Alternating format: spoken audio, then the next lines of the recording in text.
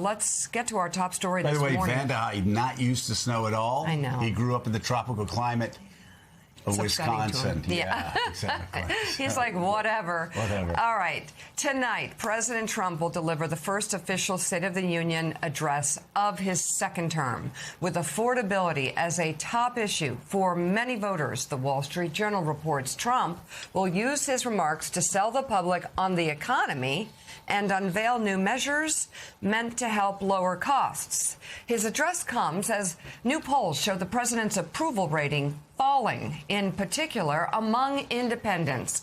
According to a new NPR PBS News Marist poll, 60% of Americans say the country is worse off than it was a year ago, including about 2/3 of independents. Trump's address tonight comes as his administration faces several challenges. The president's immigration crackdown is broadly unpopular. The Supreme Court just curtailed Trump's sweeping tariffs. There's uncertainty about where things stand with Iran, and of course the continued criticism about a lack of transparency over the Jeffrey Epstein files. And there's so much more. But Jonathan Lemire, the numbers, and we've all talked about it, the numbers with Hispanics have dropped. The numbers actually with non-college white voters, his real base have also dropped. But most alarmingly for Republicans, most precipitously has been the drop among independents. I've got to say, I started following politics closely, probably 40 years ago. But since my time in Congress forward, I've never seen a president who's as upside down with independence as this president is. And I've also seen a president less concerned about it. He'll complain sort of off the cuff in press conferences about it, but he really doesn't. He either doesn't have the ability to do anything about it. He doesn't have the ability to work with others to figure out how to bring those numbers back up, or he just doesn't care at this point. And here's why it matters, not to Donald Trump. Here's why it really matters to the election. Because just about every pollster will tell you the most important number in predicting what party's going to do well in an off-year election is the president's approval rating.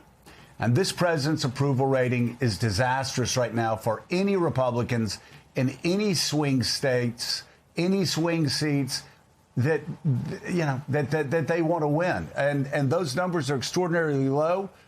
We saw Joe Biden several years ago use the State of the Union 2 years in a row to begin his recovery, and it helped him out. The question is, what do Republicans need from Donald Trump tonight, and how bad has it gotten?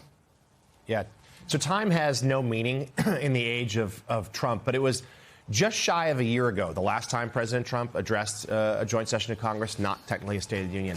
And it is remarkable how things have changed. He was riding high in the first 100 days, executing the Project 2025 blueprint to expand executive power. He even, this tells you how much time has passed, he even shouted out Elon Musk sitting up in the rafters. He finds himself in a very different place tonight as he heads back to the Capitol. I mean, you mentioned it. His poll numbers have cratered among independents. He has hemorrhaged whatever gains he made in November 2024 with Black and Latino voters. He is two things that he thought were strengths in 2024. His immigration policies, the belief that he would be a good steward of the economy.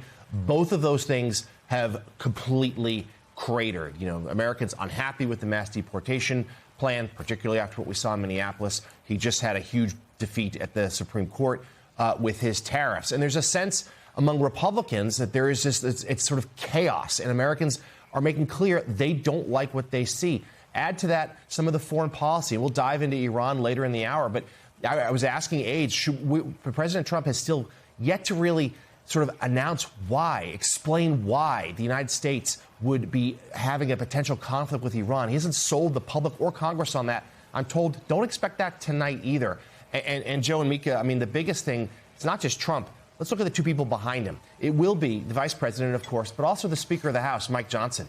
Republicans, to a person, tell me that if things don't change dramatically and change soon, well, next year when President Trump delivers his State of the Union, that's going to be Speaker Hakeem Jeffries behind him. And with a Democrat in charge of the House, with the power of subpoena investigations, going to make this president's life truly miserable. Yeah, Jim Vandehei, there's so much to watch tonight. First of all, it will be long. We know that for sure. Donald Trump owns 4 of the 7 longest State of the Union addresses in American history. Bill Clinton, by the way, has the other 3.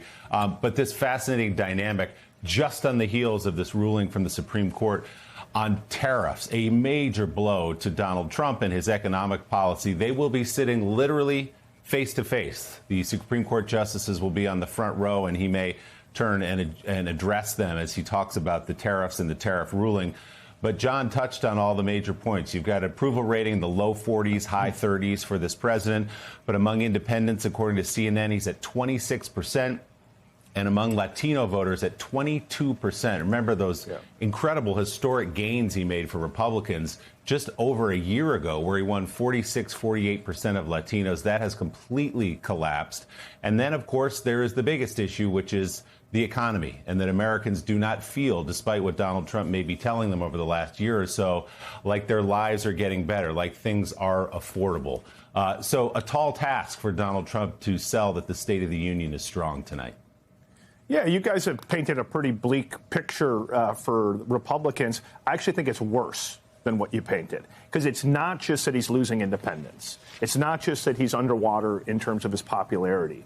It's that you see a massive gap in the enthusiasm among Democrats, which is high, and Republicans, which is low. So he's losing independence. He has an unmotivated Republican Party and a highly motivated Democratic Party.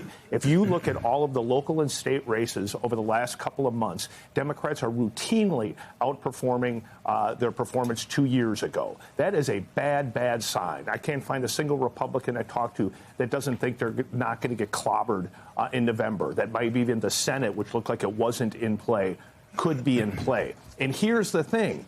Trump does not seem to care. When I talk to his aides, when I talk to Republicans who are going in there, they're like, please, please, please stop talking about tariffs. Stop talking about Venezuela. Stop talking about Greenland. Please talk about affordability. We've got to win the House. We've got to win the Senate. And nothing. He just does not care. I think he thinks he's killing it.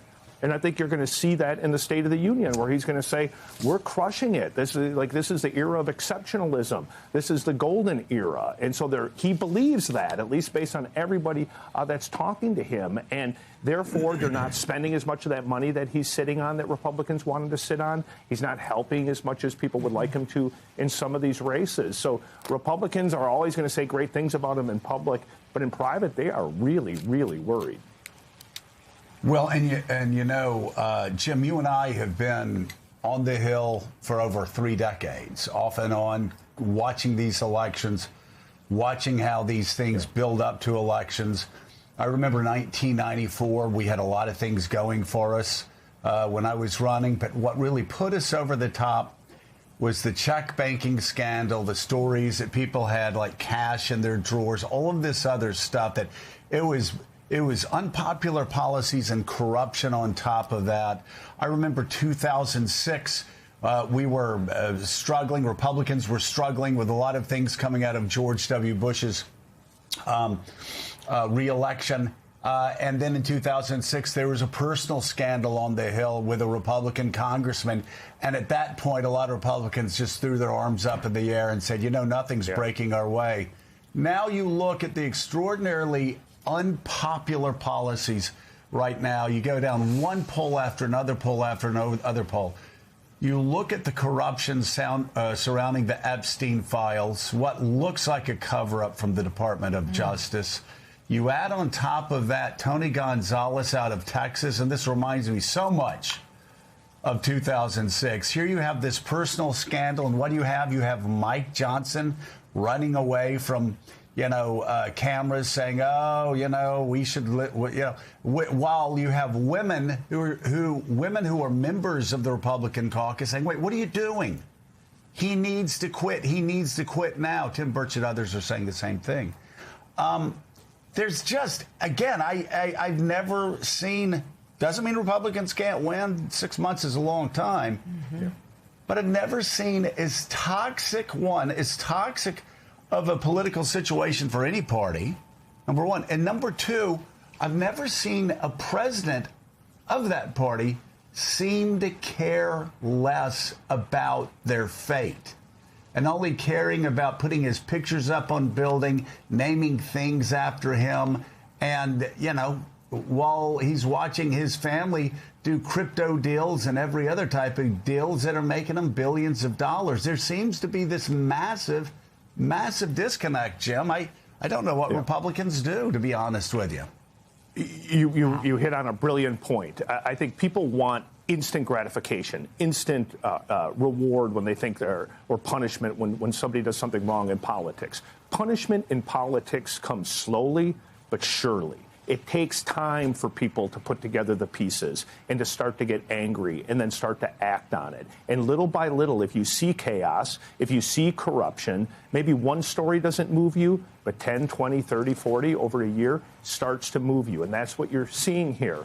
And you're right. And I think part of what President Trump is, if you look at how he governs, he governs much more by using kind of executive authority, executive orders, using his ability to negotiate or intimidate. And he doesn't really worry about legislating. So I think in his mind, he's thinking, like, whatever, we're not signing a record number of bills into law. I can do a lot of things without Congress. And I don't think he cares if he gets impeached because he knows he would never get removed from office. And so he isn't driven by the same impulse that you would be driven if you're in Congress. If you're in Congress, you're in a hell of a vice. You want to be so loyal to the president. You don't want MAGA to turn on you, but you're looking at the exact same polls we are. And for people who are skeptical of polls, maybe one poll is wrong, but if every poll over every week says the exact same thing on every topic, it's probably what people think.